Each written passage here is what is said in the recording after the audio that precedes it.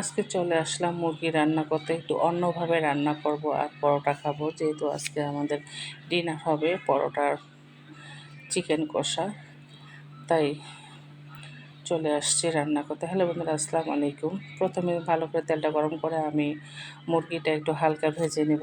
আর সবসময় একঘেয়েমি রান্না খেতে ভালো লাগে না, তাই আজকে একটু মুরগিটা ভেজে কষা করে রান্না করব।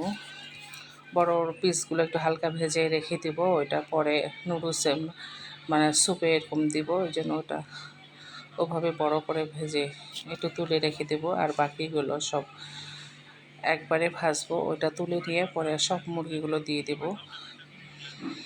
হালকা একটু ভেজে নেবো, বেশি ভাজবো না।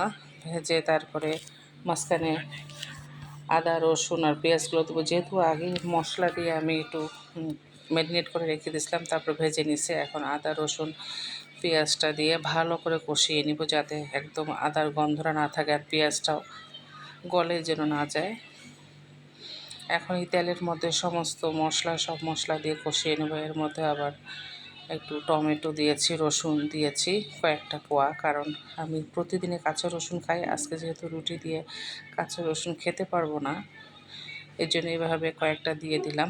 আর আমার বাচ্চাদেরকেও মাঝে মাঝে ওদেরকে খেতে দিই, ওরা খেতে চায় না, তারপরে খাওয়া শিখাচ্ছি।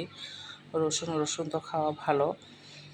আর এদিকে পরোটা বানাচ্ছি, পরোটা অনেকগুলো বানিয়েছি, কয়েকটা ভেজে নেব রাত্রের জন্য, আর বাকিটা রেখে দেব আবার দুপুরে খাবো আগামীকাল। মাঝে মাঝে এভাবে আমরা পরোটা রাত্রে দিনও খাই, আবার বাচ্চাদের জন্যও বানিয়ে রেখেছি। যে মুরগি আমার রান্না কমপ্লিট। সবাই ভালো থাকবেন, আল্লাহ হাফেজ।